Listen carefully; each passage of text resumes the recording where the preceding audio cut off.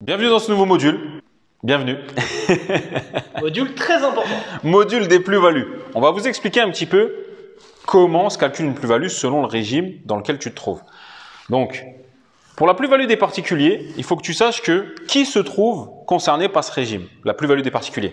Eh bien, le particulier en lui-même, la SCI à l'IR, d'accord, société transparente, c'est-à-dire que le bénéfice est réparti via la quote-part des associés. Ce qu'on avait vu justement juste avant, c'est-à-dire que la SCI à l'IR est transparente fiscalement. C'est ça. Et elle est réputée être, entre guillemets, comme une personne physique. C'est ça. Puisque derrière, elle ne paye pas son propre impôt. C'est ça. Donc du coup, elle bénéficie de la plus-value du particulier. Le statut LMNP, qui bénéficie de la plus-value des particuliers, comme je te l'ai dit, un statut très intéressant parce que tu fais de l'amortissement comptable comme un professionnel et malgré que tu aies amorti tous les travaux, agrandissement, reconstruction, embellissement, etc., tu viens à la fin sur ton prix de vente bénéficier de la plus-value des particuliers. Donc c'est pour ça que c'est un avantage qui va certainement être mis en cause, mais pour l'instant, qui est toujours d'actualité pour le LMNP. D'ailleurs, tu amortis même le bien. Oui, comptablement, on amortit le bien. Effectivement, ouais, avec les amortissements. Fiscalement, ces amortissements ne sont pas repris. Ne sont pas, exactement, ne sont pas repris. Et finalement, lorsque tu revends, au lieu de prendre par exemple comme moi dans mon statut LMP, la valeur nette comptable du bien au jour J, on prend le prix d'achat, même si j'ai amorti depuis 15 ans. Et même si j'ai passé mes travaux en amortissement, je vais bénéficier de l'abattement pour durée de détention. Alors, c'est pour ça que là, c'est un double avantage qui, selon moi, là, par contre, n'est pas justifié. C'est que j'amortis les travaux comme un professionnel. J'ai fini de les amortir. Je vends dans 15 ans. Je bénéficie de l'abattement pour durée de détention. Un tableau qu'on va te mettre en support. Tu verras que dans le régime des particuliers, lorsque tu vends à partir de la 6e année, chaque année, tu as un abattement pour durée de détention. Justement, on va t'en parler. Comment ça se passe? Alors, dans la plus-value des particuliers, si tu vends avant 6 ans, tu es taxé à 36,2% sur ta plus-value, qui se compose comment? 19% d'IR, la partie IR, impôt sur le revenu, et 17,2% de prélèvements sociaux. Comment ça se passe? Quand on dit 6 ans, hein, la date exacte, en fait, c'est 5 ans de détention. C'est ça, mais à partir de la 6e année. À partir, voilà, c'est 5 ans pleines. C'est pour ça qu'on dit 6 ans, mais c'est vraiment 5 ans pleins. C'est-à-dire que si, par exemple, j'achète un appartement le 1er avril 2010, 1er avril 2010, pour avoir le commencement, en fait, de l'abattement pour durée de détention, il faut le vendre au moins le 2 avril 2015. C'est ça. Donc, ce n'est pas par année civile, on est bien sur des années pleines. Années pleines. Voilà, sur des années pleines. Et donc, c'est bien 5 ans pleins pour pouvoir avoir… Mais on rentre du coup dans la 6e année de détention, à un jour près. Exactement. Voilà, mais c'est bien 5 ans pleins.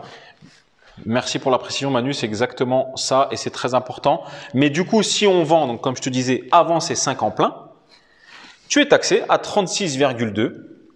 Le taux de plus-value, c'est ça. C'est-à-dire tout simplement, si tu as acheté 100 000 euros. Je sais que tu avais commencé à préparer ton petit tableau, mais on va peut-être faire le petit calcul ici. Allez, très bien. C'est-à-dire… Regarde les deux stylos. Je t'en prie. Tiens, vas-y. C'est-à-dire que tout simplement, si tu as acheté 100 000 euros, 100 KE en 2010, d'accord, et comme l'a dit Manu, tu vends 5 ans plus tard à 140 KE, d'accord, tu as fait une plus-value de 40 KE sur le papier. Et bien cette plus-value de 40 KE va venir être taxée à 36,2%, qui se compose, comme je t'ai dit, de deux parts. Une part de l'impôt sur le revenu, une part de prélèvements sociaux. Si tu vends après ces 5 ans, chaque année, tu vas avoir un abattement pour durée de détention sur le taux d'impôt sur le revenu IR et sur le taux des prélèvements sociaux pour avoir une exonération totale de l'impôt sur le revenu au bout de 22 ans. Donc au bout de 22 ans, tu vends, tu as une exonération totale de l'impôt sur le revenu. Mais il restera encore les prélèvements sociaux. Et au bout de 30 ans, tu as une exonération totale aussi des prélèvements sociaux. Ce qui veut dire que tu achètes 100 000 en 2010, tu vends 1 million en 2040, tu es exonéré totalement de plus-value. À ce jour en 2019. À ce jour en 2019. Je vous rappelle qu'on est en novembre 2019. Alors, sachant que dans le calcul de ces fameux prix d'achat, en fait, on va quand même retenir deux choses. 100 000 euros, c'est le prix que j'achète l'appartement, mais à ça, on va pouvoir rajouter les frais de notaire. C'est ça. On va pouvoir rajouter les frais de notaire. Alors, c'est soit les frais de notaire classiques ou 7,5%. Voilà, exactement. Soit il te compte un forfait de 7,5%. 7,5% de forfait. Et alors, avant 5 ans, comme on l'a vu tout à l'heure, on va pouvoir aussi diminuer les travaux. Exactement. Les travaux que tu n'as pas pu passer, par exemple, d'agrandissement ou autre, là, en ayant les factures, tu vas pouvoir les passer à la fin sur ta plus-value. Exactement. Les déduire de la plus-value. Les travaux vont être déductibles entre, donc c'est-à-dire on va faire le prix d'achat, les frais de notaire, les travaux par rapport à mon prix de vente. Et c'est uniquement sur la différence que ça va s'appeler la plus-value. C'est ça. Sachant qu'en effet, les travaux, c'est uniquement, alors bien sûr sur facture, hein, sur facture. Il faut avoir les justificatifs, sachant que ces travaux-là, ça va être des travaux que vous n'aurez pas déduits au niveau de votre 2044. Voilà. C'est-à-dire que si je les ai déduits pour des travaux de rénovation, d'entretien et d'amélioration, mais je sais que à ce stade du module, ça n'a plus de secret pour vous. À ce stade, ils connaissent. Vous ne pourrez pas doublement déduire. C'est ça. C'est soit tu fais le choix de les rentrer en déficit foncier, de les mettre sur ta 2044, exactement. Ou soit tu te dis non, je vais vendre dans pas longtemps, où tu fais tes calculs et finalement c'est plus intéressant pour toi de les déduire de la plus-value. Exactement. Et tu les gardes et dans ce cas-là, tu les rentres pas sur la 2044. C'est-à-dire que, imaginons, j'achète un bien. Je le mets en location. Ouais. Et finalement, au bout de 2 ans, j'avais le projet de le revendre. Et j'ai fait beaucoup de travaux. Je suis engagé 3 ans. Exactement. Il peut y avoir un choix de se dire, je fais mes travaux et je vais avoir du déficit. Si j'ai du déficit, je suis obligé de le louer jusqu'au 31 décembre de la 3e année.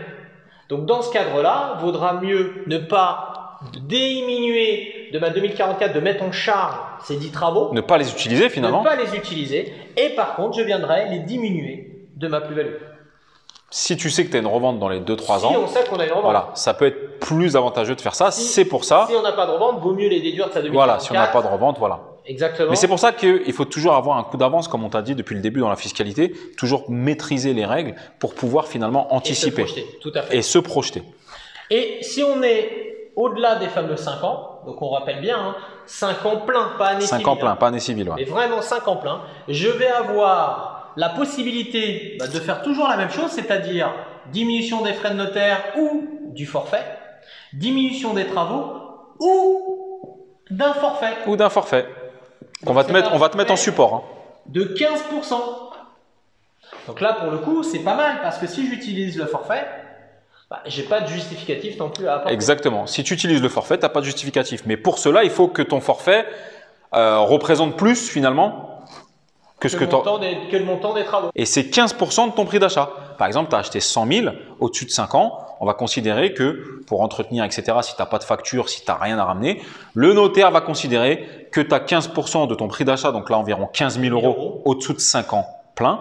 Donc là, 15% au-dessus de 5 ans plein, pardon. Qu'on pourra déduire au niveau. Qu'on pourra déduire. Donc là, sur un achat à 100 000 euros, c'est 15 000 euros que le notaire va te dire, bon, vous n'avez pas de facture, mais moi, je vous compte un petit forfait parce que vous avez certainement fait de la peinture, certainement fait des allers-retours, certainement refait des trucs. Vous n'avez peut-être pas toutes les factures, mais en général, on considère que au-dessus de 5 ans, il y a au moins 15% du prix du bien qui a été utilisé pour la remise en état du bien. Tout à fait.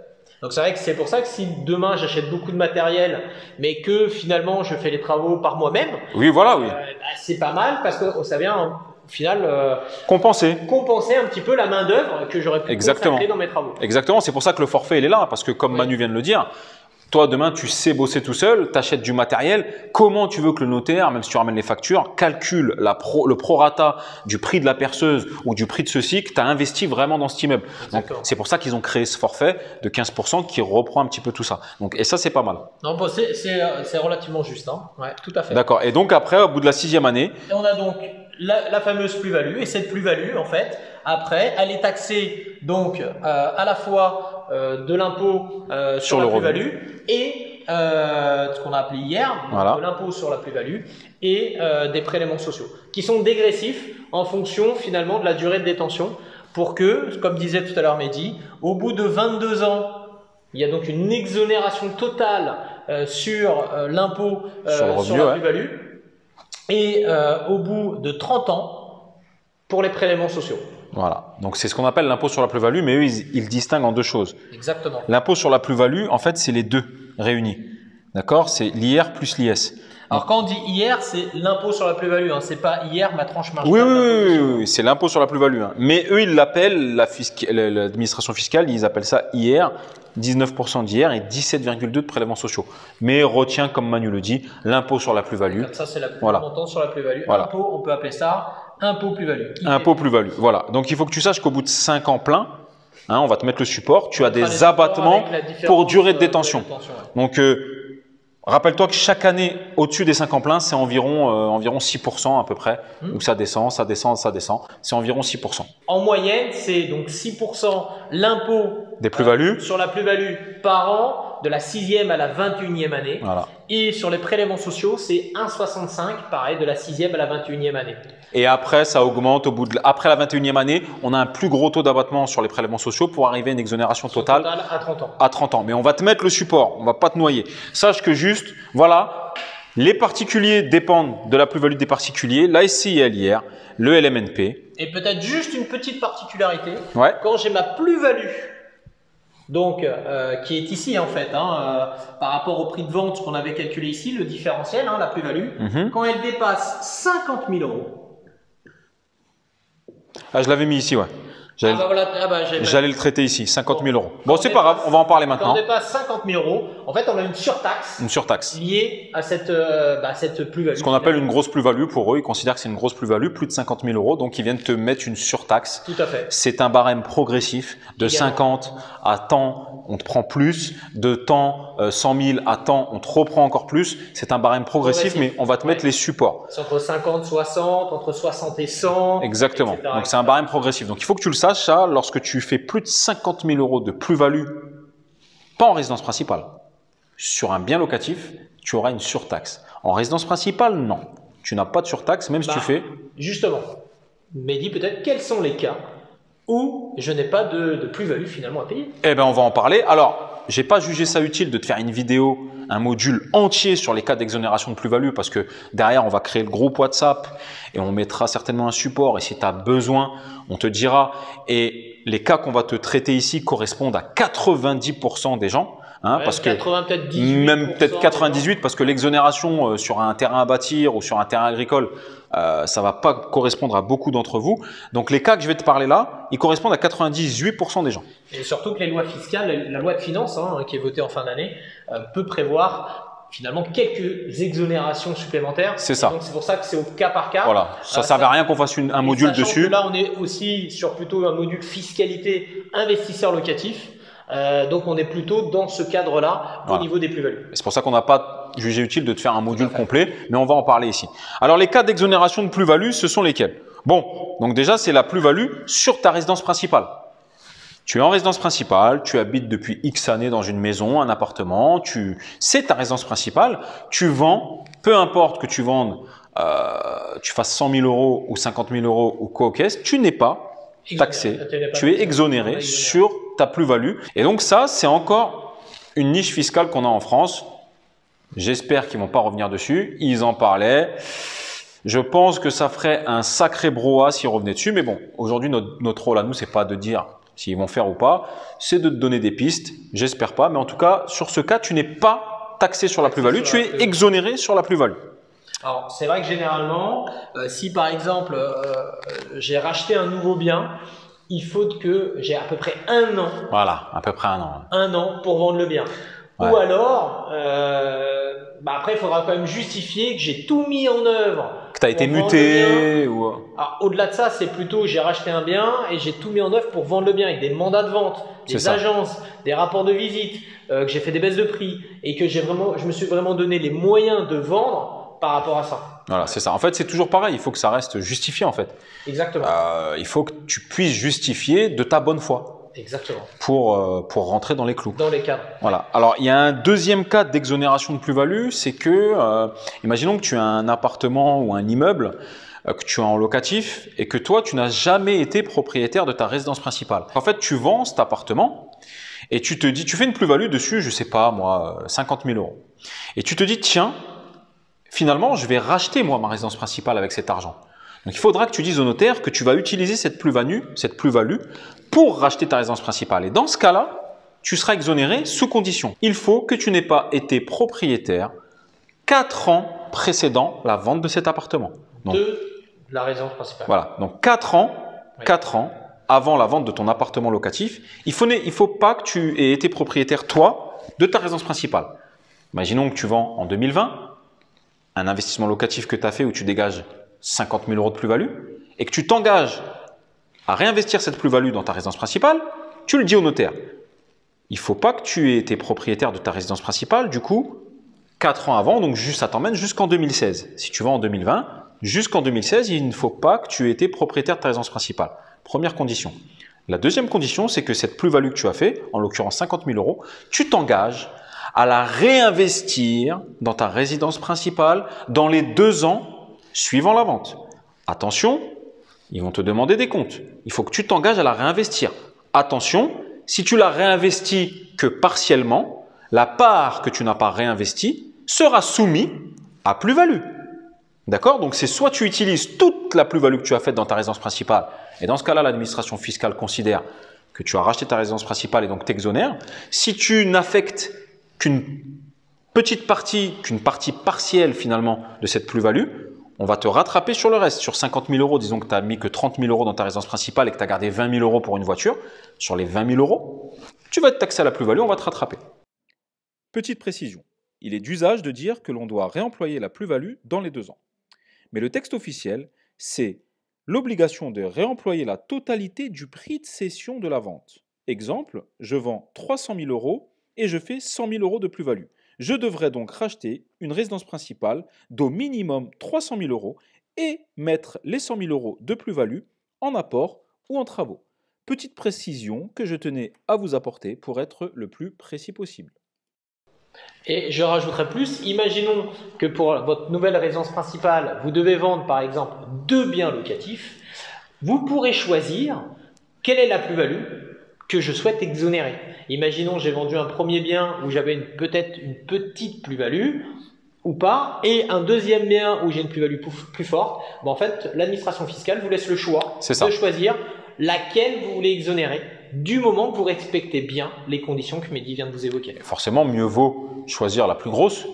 Bien sûr. Bah oui, c'est beaucoup plus judicieux mais de choisir la plus grosse. Mais c'est pas parce que j'ai vendu un premier bien et que j'en vends un deuxième, je peux choisir l'exonération. Exactement. Sur le exactement. deuxième. Par contre, ça, vous le dites, voilà, sachez-le pour pouvoir prévenir le notaire. Parce que, on vous explique, si vous prévenez pas le notaire, c'est pas le notaire qui viendra vous dire, mais attends Coco, tu n'as pas été précédent propriétaire il y a 4 ans précédant cette vente, tu vas réutiliser cet argent pour… Il va rien te dire du tout lui. Il va te compter la plus-value. Et puis toi derrière, tu vas te dire mais tiens, finalement je viens de voir la formation de Mehdi et Manu, je viens de me rendre compte que c'est possible, tu vas retourner voir le notaire. Alors ça va être possible, mais on va rentrer dans un schmilblick, il va falloir faire une déclaration corrective que le notaire te donne, etc. L'idée c'est de savoir. Comme d'habitude, on en revient sur le fait de toujours avoir un coup d'avance. Donc, sache-le ça, que tu as cette possibilité d'être exonéré de plus-value dans ce cas-là pour acheter ta résidence principale. Tout à fait. Le troisième cas d'exonération, il y en a plusieurs encore. Hein. Comme je t'ai dit, on t'a pas pris le temps de te faire un module spécial pour ça parce qu'on va créer le groupe WhatsApp et on en parlera et on mettra certainement un support. Il y a aussi les personnes âgées ou handicapées en invalidité selon certains montants de ressources, etc. Donc ça, on t'en parlera un peu plus tard. C'est voilà. C'est pas grand monde qui rentre dans cette case-là. Eux aussi, ils ont une exonération sur la plus-value. Il y a aussi un cas où si tu es expatrié et que tu as vendu un bien en France, tu es expatrié plus de 5 ans dans l'Union européenne, tu as fait moins de 150 000 euros, mais c'est pareil, on va pas rentrer dans les détails, ça correspond… Surtout qu'il peut y avoir des conventions fiscales entre les différents pays. Ça correspond vraiment qu'à très peu de cas. Voilà, donc ça c'est plutôt… Là, on vous donne vraiment les généralités. Celles qui correspondent à 95% des gens. Voire 98%. Voilà, c'est ça. Donc voilà, on a vu un petit peu ça. Ça, le déménagement, Manu t'en a parlé. C'est le cas où finalement, tu vas devoir déménager parce que tu as été muté, parce qu'une séparation, un divorce, et finalement, tu es resté que 3 mois dans le bien. Hein. Ouais. Voilà, tu es resté que 3 mois, tu viens d'être livré, donc tu te dis « Ah, je suis pas resté longtemps, je vais me faire requalifier marchand de biens ou autre ». Mais finalement, si tu prouves, comme Manu l'a dit, que tu t'es séparé, que tu as été muté, que tu es en train, tu as des bons de visite, etc. Bon, l'administration fiscale, elle voit bien que… Voilà, c'est un cas entre guillemets de force majeure. voilà. C'est le même principe. Demain, finalement, je me mets à construire une maison. Je construis une maison et finalement, je me sépare pendant la construction. Exactement. Et ça aussi, on peut être exonéré par rapport à ça, mais il va falloir justifier que finalement, c'est vraiment la cause, la rupture, qui fait que je vends la maison, que c'est pas une opération de marchand de biens. En fait, toujours pareil, dans ce qu'on disait tout à l'heure, toujours prouver ta bonne foi. Exactement. Donc maintenant, on va rentrer dans la plus-value du loueur meublé professionnel. Comment se passe la plus-value du loueur meublé professionnel? Alors, pareil, il va falloir distinguer deux choses. Il va falloir distinguer, comme je te l'ai dit, à ce niveau-là de la formation, tu sais gérer, la valeur nette comptable du bien. Donc, c'est la valeur nette comptable. C'est quoi? C'est ma valeur d'achat moins mes amortissements comptables. Imaginons que j'ai acheté 100 000 euros, que ça fait 20 ans que je l'ai et que j'ai amorti 5 000 euros par an. Finalement, quand je le vends, il vaut zéro. D'accord? Donc ça, c'est ce qu'on appelle comptablement. Ça, c'est ce qu'on appelle la plus-value court terme. D'accord? La plus-value court terme. Donc cette plus-value court terme, la différence entre la valeur nette comptable et mon prix d'achat, pas mon prix de vente, comment elle est taxée? Elle est taxée environ à 43%, ce qu'on appelle l'ancien RSI, le SSI. D'accord? C'est les cotisations sociales qui seront ramenées à ton résultat et tu seras taxé sur ça. Le reste, la plus-value, ce qu'on appelle long terme, c'est-à-dire la différence entre mon prix d'achat 100 000 et mon prix de vente du jour 200 000, donc là en l'occurrence 100 000 de plus-value long terme, celle-là, elle est taxée, pareil que dans la plus-value des particuliers, il faut distinguer deux choses. Elle est taxée à 30%. Toujours, pareil, 17,2 de prélèvements sociaux, d'accord, et 12,8 d'impôt sur la plus-value. D'accord? Donc là, tu vois, dans l'autre côté, on est à 19,8 d'impôt sur la plus-value. Ici, on est à 12,8. Il faut savoir qu'au bout de 15 ans, tu as une exonération de la partie IR. Des 12,8, là, tu as une exonération. Si tu vends dans les 15 ans, sur ta plus-value long terme, tu auras une exonération de cette partie. Par contre, tu seras toujours redevable des prélèvements sociaux. D'accord? Donc, est-ce que tu as suivi? Il faut faire la distinction entre la plus-value court terme, la valeur nette comptable et mon prix d'achat, pas mon prix de vente. Ça, selon ce que j'ai amorti ou pas, ça sera taxé au SSI environ 43% en 2019. La plus-value long terme, mon prix d'achat et la différence entre mon prix d'achat et mon prix de vente au jour J, ce qu'on distingue la plus-value long terme, ça sera taxé à hauteur de, je vais te le mettre en rouge, de 30%. 30% qui comprennent les prélèvements sociaux et la partie impôt sur la plus-value, IR, de 12,8. Au bout de 15 ans, tu es exonéré de ça. Maintenant, je voulais revenir avec toi sur l'avantage de l'exonération de plus-value lorsque tu es LMP. Je te laisse repartir dans le module LMP, regarder cet avantage et revenir ici pour que je te l'explique. Je te l'ai dit, il y a un avantage, on est exonéré de plus-value sous certaines conditions. 5 ans d'activité. Dans les 5 ans d'activité, au moins les 2 dernières années où je ne dépasse pas 90 000 euros de chiffre d'affaires, donc 5 ans d'activité, pendant les 3 premières années, tu peux faire 150 000 euros de chiffre d'affaires. C'est les 2 années précédentes de la vente du bien que tu ne dois pas avoir dépassé 90 000 euros de chiffre d'affaires. Et là, on est exonéré de plus-value. Mais encore une fois, avantage bien, mais quand même restreint parce que tu es exonéré de plus-value. Encore une fois, pas sur la valeur, la plus-value court terme, c'est-à-dire celle qui correspond au prix d'achat et à la valeur nette comptable du jour, tu n'es exonéré que sur la partie IR. Donc sur la long terme, même si j'ai fait 100 000 euros de plus-value, je vais être exonéré que sur cette partie-là, donc environ 12 800 euros. Je reste redevable des prélèvements sociaux. Donc tu vois, finalement, c'est un avantage qui est bien, mais il est quand même contraignant parce qu'on reste redevable des prélèvements sociaux. Donc je ne voulais pas te noyer tout à l'heure dans le module. Je me suis dit, je lui en parlerai dans le module plus-value. Je voulais déjà que tu intègres ça. Il faut que tu distingues la court terme de la long terme. Et en plus, il faut que tu distingues les deux composants de la long terme et le composant de la court terme. Donc c'est pour ça que j'y vais piano, piano. Mais à ce niveau-là de la formation, tu gères aussi bien que nous, voire mieux. Et maintenant, on va te parler de la SCLIS, c'est la plus-value professionnelle. Non mais là j'ai de la place. C'est bon? Ouais. Alors ça correspond à la SCI à l'IS ou une autre société que tu auras à l'IS. Comment ça se passe? Eh bien c'est pareil. On va prendre la valeur nette comptable au jour J de la vente. D'accord? La valeur nette comptable au jour J de la vente et la valeur de revente. Sauf que là, il n'y aura pas de distinction entre les plus-values. C'est-à-dire que si le jour de ta vente, tu as acheté 100 000 euros et le jour de ta vente, tu as amorti 50 000 euros, eh ben, la valeur nette comptable du jour, c'est 50 000 euros. Et si tu vends 200 000 euros, eh ben, on va te compter 150 000 euros de plus-value. Et ça sera la même imposition. Il n'y a pas de distinction entre la valeur nette comptable court terme et la plus-value long terme. Donc là, si le jour J que tu vends comptablement ton bien vaut 50 000 euros dans ta SCI à l'IS et que tu vends 200 000, on va te taxer sur 150 000 euros de plus-value qui vont être taxés comment? À l'IS, à l'impôt sur les sociétés. D'accord? Donc 28%. Alors tu sais que c'est progressif, hein, mais là on va te prendre 28%. Donc 28% de 150 000 euros, ça fait à peu près 30%, c'est 45 000. On va être aux alentours des 43 000 euros. D'accord? Des 43 000 euros de plus-value. Donc il va rester 107. Il va te rester 107 000 euros. 42 000. Voilà, 42 000. Tu vois, donc il va rester 108. Mais là, c'est juste pour que tu comprennes le mécanisme, hein. La plus-value de 150 000, on va te taxer dessus à l'impôt sur les sociétés à 28%. Voilà. Ce qui reste, première solution, tu ne te le ressors pas en dividende. Et tu l'utilises dans un nouvel achat. Ok, super, la SCI rachète. Il reste 108 000 euros, tu veux te le ressortir en dividende.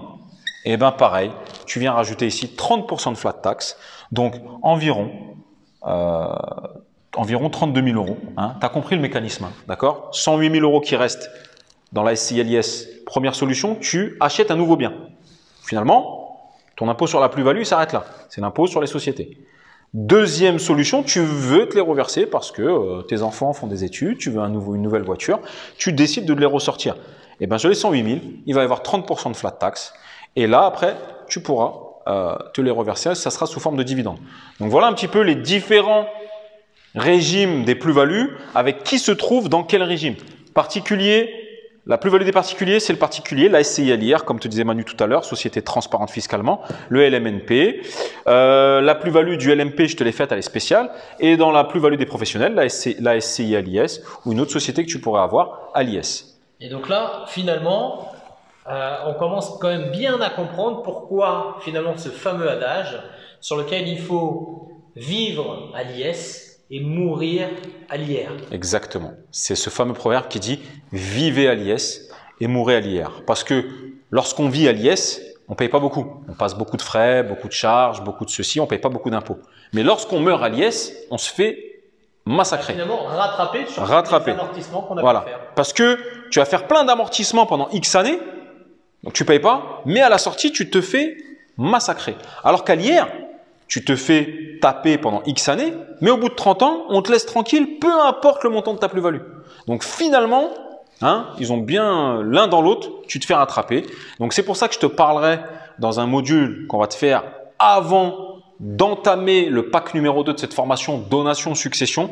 On va te donner un module piste à réflexion et je te parlerai d'un montage lorsque tu as une SCI LIR où tu crées une SAS avec usufruit temporaire départ. Ça va te permettre de faire de la location meublée, de profiter des avantages des professionnels et de la plus-value des particuliers. Mais je t'en parle dans un autre module, c'est une piste à réflexion. Exactement, comme la vente, non pas du bien immobilier, mais la vente des parts avec la durée de détention des parts. C'est ça. Ça, c'est des pistes à réflexion qu'on va te donner. Exactement. Il faut savoir qu'il faut faire valider les montages par un comptable, par un commissaire aux comptes, ça a un coût. Mais je vais te donner ces pistes-là, tu verras avec les professionnels qui t'entourent.